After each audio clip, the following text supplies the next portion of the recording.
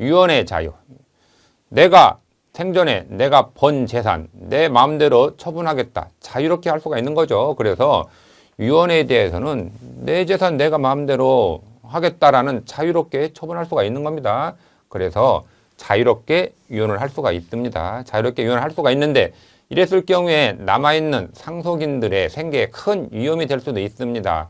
왜냐하면 배우자와 자식들이 있는 상태에서 생활 수준을 유지하다가 유언자가 어떤 마음에 있었든지 자기 전 재산을 누군가에게, 가족 외 제3자에게 또는 사회복지재단에 기부한다고 해보십시오. 그랬을 경우에 남아있는 유가족들의 생존권이 큰 위험을 받게 됩니다. 그래서 그들의 최저를 보존하기 위해서 법정 상속분의 직계 비속과 배우자 같은 경우에는 법정 상속분의 2분의 1을 보호해주다 그겁니다.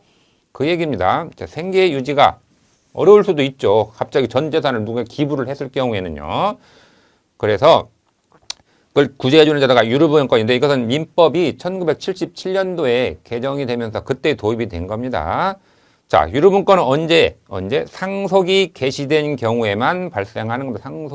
상속 개시라는 것은 사망, 유언한 사람이 사망했을 때 발생한 사망, 상속이 개시라는 것은 사망했을 유언자가 유언장을 내놓고서 사망했다는 거죠. 사망 이후에 발생한다. 그래서 사망 개시 전에 미리 유류분권을 보전할 수는 없습니다. 생전에 유류분권을 보전할 수가 없는 겁니다.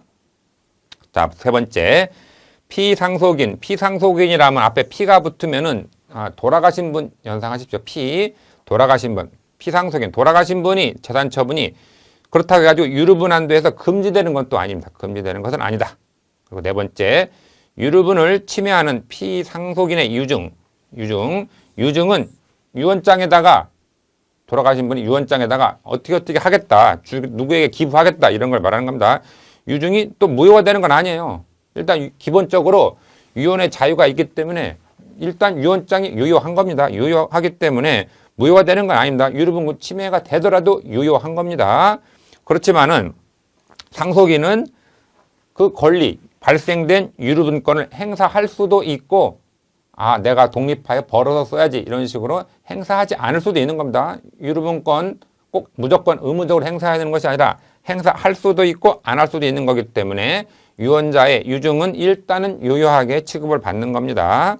또한 사전 포기는 허용되지 않습니다. 왜냐하면 상속 개시 전에 유언자가 유언을 남기면서 미리 너 다 포기해 이렇게 하게 되면은 생계 유지라는 그 목적 달성을 못하기 때문에 사전 포기는 허용되지 않습니다. 사전 포기 허용하게 되면은 갑을 관계에서도 갑이 을의 의사결정을 확 누를 수가 있기 때문에 사전 포기는 허용되지 않는 것입니다. 그 다음에 6번 상속 개시 후에 포기는 가능하죠. 상속 개시 후라는 것은 유언한 사람이 돌아가신 이후입니다. 그 유언장만 남아있는 상태에서는 포기할 수가 있죠. 내가 의사결정대로 포기할 수가 있어요. 자기 개인 것만 포기할 수가 있는 겁니다. 그렇다 했을 때 다른 공동상속의 유류분권에 영향이 없게 되는 겁니다. 자, 사례를 잠깐 보게 되면요. 갑 여인은 남편과 사별해서 과부로 살았는데 이남 일녀 중 유독 큰 아들인 을만을 편애하였다. 그래서 장남 을만을 편애했다는 얘기죠. 그러다가 3개월 전에 사망하면서 시가 9억 원 상당의 전 재산을 큰아들인 을에게 상속한다는 내용의 유언을 남겼다. 즉 이런 게 유증이에요. 유증. 누구에게 주겠다가 죽으면은 모든 재산을 장남에게 주겠다는 얘기죠. 나중에 이 사실을 알게 된 작은아들 병과 딸은 망자의 유언이니까 돌아가신 분의 뜻이 그러니까 가능한 한 받들려고 합니다. 그런데 생계 유지가 어렵다. 그래서 조금이라도 상속을 받을 수 있다면 재산을 물려받고 싶어 한다. 어떻게 할 수 있느냐? 상속 병과 정 모든 전 재산을 장남이 가져가니까 너무 어렵다. 어렵기 때문에 좀 권리 행사할 수가 있겠느냐? 결과적으로 말씀을 드리게 되면은 이 사람들은 직계 비속이기 때문에 법정 상속분의 2분의 1 법으로 정한 상속분의 2분의 1을 유류분권을 행사를 통해서 장남을 향하여서 법대로는 못 받지만은 법정 상속분의 2분의 1, 법정 2분의 1씩을 반환해달라고 청구할 수가 있는 것입니다. 자, 유류분 권리자라는 거예요. 권리자. 유류분권 권리자. 야, 내 법정 상속분의 2분의 1 내놔 할 수 있는 사람. 누구냐? 그 사람은 상속은요. 직계 비속과 배우자가 1순위 상속인이잖아요. 그래서 직계 비속과 배우자 그리고 존속과 형제자매까지만 됩니다. 즉 사촌인의 방제율적은 유류분권 행사할 수가 없습니다. 즉 직계 비속과 배우자 끊고 직계 존속과 형제자매 여기까지만 유류분권 행사할 수가 있습니다. 당연히 앞에 사례에서는 뭐 동생들은 유류분 권리자가 되는 거고요. 또한 상속의 순위상 상속받을 수 있는 사람이 유류분 권리자가 되는 것입니다. 그래서 1순위 상속인은 직계 비속과 배우자가 있다. 그러면은 여기 1순위가 있는데 1순위가 있는 상태에서 2순위, 3순위 이 사람들은 유류분권을 논할 이유가 없습니다. 그래서 1순위 상속인이 배우자 직계 비속이 있다. 그러면은 2순위들은 뭐 의미가 없죠. 기본적으로 상속인 자격이 바탕에 깔린 사람만 유류분권을 행사할 수가 있는 겁니다.